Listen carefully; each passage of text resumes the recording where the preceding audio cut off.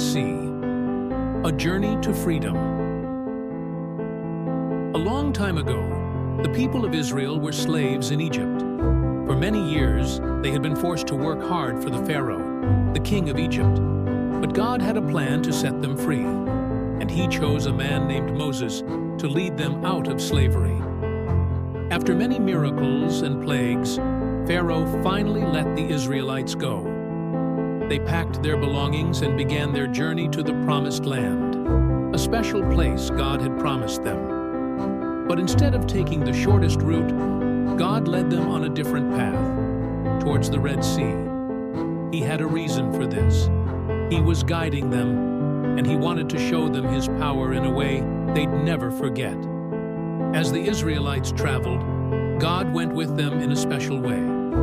During the day, he guided them with a pillar of cloud, and at night, he was there as a pillar of fire. It was a sign that God was always with them, protecting and leading them. However, back in Egypt, Pharaoh changed his mind.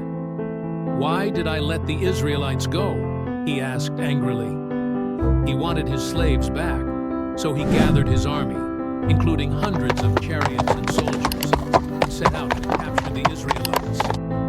The Israelites, camped by the Red Sea, suddenly saw Pharaoh's army approaching in the distance. Fear gripped their hearts. "Moses, why did you bring us out here to die?" they cried. "We were better off as slaves in Egypt." But Moses remained calm. He told them, "Do not be afraid. Stand firm and watch how the Lord will save you today. The Egyptians you see now, you will never see again. The Lord will fight for you. You only need to be still." Then God spoke to Moses, "Lift your staff and stretch your hand over the sea.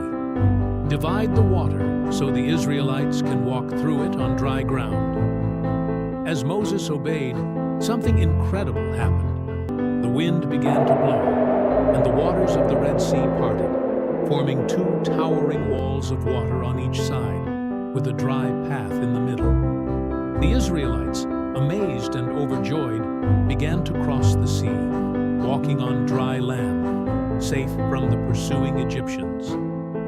God's pillar of cloud moved behind the Israelites, standing between them and Pharaoh's army, keeping the Egyptians away, while his people crossed to the other side.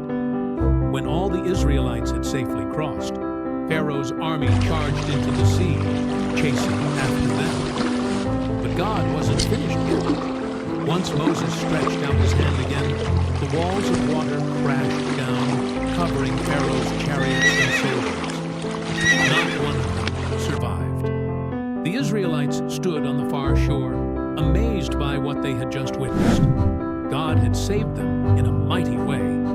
They were finally free from Egypt, and they sang songs of praise to the Lord, led by Moses and his sister Miriam. They rejoiced, saying, "The Lord is our strength and our salvation. He has triumphed gloriously."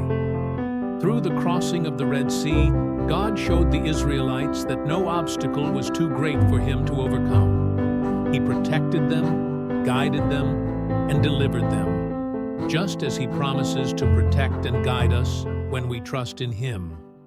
The end.